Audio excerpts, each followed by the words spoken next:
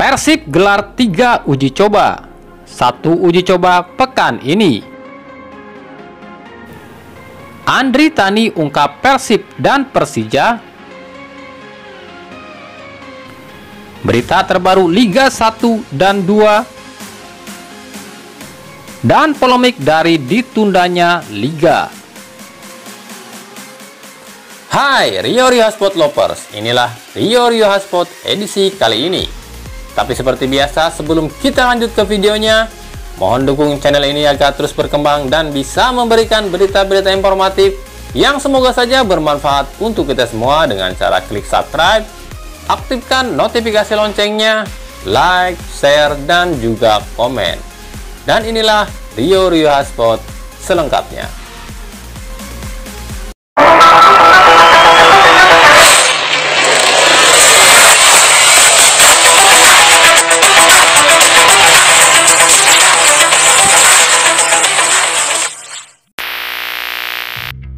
Meskipun belum dipastikan apakah kompetisi jadi dilanjutkan pada November ini, tim Persib Bandung berencana akan melakukan uji coba pada akhir pekan ini. Ada 3 uji coba yang akan dilakukan tim Persib, lawan tim Liga 3 dan 2, serta 1 game internal. Hal ini disampaikan pelatih Robert Rene Albert. Pekan ini kami akan lakukan uji coba.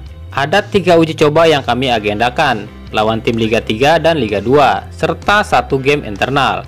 Kita memang setelah sering lakukan uji coba, tapi karena Liga ditunda lagi, jadi kami harus mulai dari awal lagi, ujar Robert Rene Albert. Sementara itu Persib kembali gelar latihan perdananya setelah libur sepekan lamanya. Latihan kali ini diikuti seluruh punggawa Persib termasuk Kim Kurniawan yang sudah mulai sembuh dari cedera dan juga pelatih kiper Luizinho Passos. Kiper sekaligus kapten Persija Andri Tani Ardiansyah membeberkan kenangan juaranya bersama Persib dan Persija. Ia pun mengomentari perseteruan antara Viking dan The Jack. Menurut Andri Tani, sebenarnya Persib maupun Persija tak pernah ada perseteruan yang berarti. Namun karena ulah segelintir orang yang memprovokasi, akhirnya kedua kelompok supporter ini bermusuhan. Meskipun ia tak tahu awal mula perseteruan ini terjadi, namun menurutnya baik Persib maupun Persija adalah tim yang nyaman. Saya pernah merasakan juara bersama Persib Junior di Piala Suratin. Tapi bukannya saya tak mau menjadi bagian Persib. Tapi kala itu Persib khususnya tim seniornya belum butuh tambahan kiper. Jadi saya bergabung dengan Sriwijaya selama 1,5 musim. Habis itu saya gabung Persija sampai sekarang, ujar Andri Tani. Lebih lanjut Andri Tani mengatakan, saya nggak tahu ya awal mulanya terjadi perselisihan antara The Jack sama Viking. Tapi yang saya tahu baik Persib maupun Persija itu sama-sama tim yang nyaman. Visi mereka juga sama demi sepak bola Indonesia. Ini tuh cuma karena kesalahpahaman dan provokasi segelintir orang yang memecah belah, ujar Andri Tani. Sementara itu gelandang asing baru Arema Bruno Smith dipastikan terpapar virus corona. Hal ini diketahui saat Arema lakukan tes kembali pada pemain ini.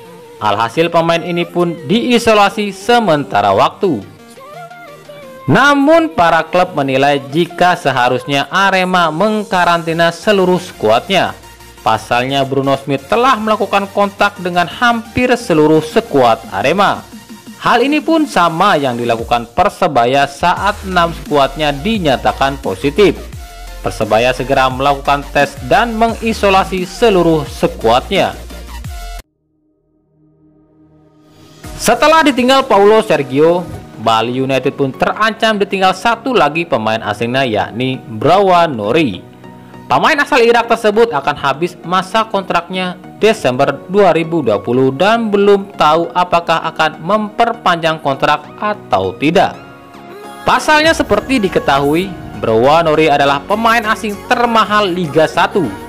Meskipun gajinya dipotong 50%, namun 50% gaji Brawa Nori itu sama dengan gaji full pemain asing lain di Liga 1.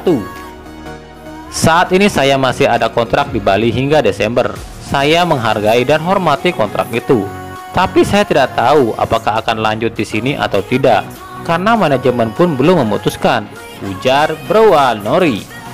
Sementara itu, satu nama mencuat untuk menjadi pengganti Paulo Sergio di Bali. Ia adalah mantan pemain Madura dan Persela, Diego Asis. Saat ini Diego Asis berstatus tanpa klub. Pelatih Bali United Stefano Cugura mengatakan tak bisa berkomentar tentang hal ini. Ia menyerahkan seluruhnya pada manajemen. Tim Liga 2, Sriwijaya FC resmi merilis 29 pemainnya yang akan berjuang di kompetisi Liga 2 2020. Dari 29 pemain tersebut ada 2 nama mantan pemain Persib dan 1 pemain dari Liga 1. 2 mantan pemain Persib itu adalah kiper Imam Arif Fadilah dan Rudiana. Sementara mantan pemain Liga 1 adalah striker naturalisasi Beto Gonçalves yang dipinjamkan dari Madura United. Jika kita kaji instruksi dari kepolisian yang tak memberikan izin pada sepak bola yang dinilai menimbulkan keramaian hingga rentan penyebaran COVID-19, itu hal yang wajar. Kepolisian benar dan sesuai prosedur. Tapi hal ini akan lucu jika hanya sepak bola yang tak diberi izin. Pasalnya yang menimbulkan keramaian bukan hanya ada di sepak bola, tapi hampir di seluruh aspek.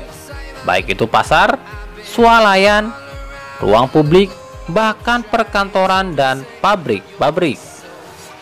Jika pemerintah memang berupaya memutus rantai penyebaran COVID-19, kenapa hanya sepak bola dan olahraga yang di-stop? Kenapa tak semua aspek di-stop? Kita ambil contoh pasar. Pasar itu tempat bertemunya hampir dari setiap kalangan. Tak ada protokol kesehatan di sana. Tak ada istilahnya swab test setiap masuk pasar. Kenapa tidak ditutup? Apa karena pasar adalah penyedia kebutuhan pokok? Lalu bagaimana dengan kantor dan pabrik? Kita tahu pabrik adalah pengumpul massa terbanyak. Ada ratusan bahkan ribuan orang dalam satu pabrik. Lalu kenapa pabrik-pabrik di seluruh Indonesia tak ditutup? Lalu bagaimana dengan sepak bola? Sepak bola adalah olahraga dan demi kesehatan. Bukankah mencegah COVID-19 adalah dengan berolahraga? Lalu kenapa olahraga yang termasuk dalam kategori kesehatan ditutup atau tak diberi izin? Ini hal yang ironis. Nah, itulah tadi Rio Hotspot edisi kali ini. Ikuti terus berita seputar sepak bola khususnya Liga Indonesia dan pernak-perniknya hanya di Rio Hotspot. Terima kasih yang telah menyaksikan video ini dan mengunjungi channel ini. Kritik dan saran tetap kami nantikan di kolom komentar atau di media sosial kami di bawah ini. Sampai jumpa di video selanjutnya dan salam Rio Hotspot.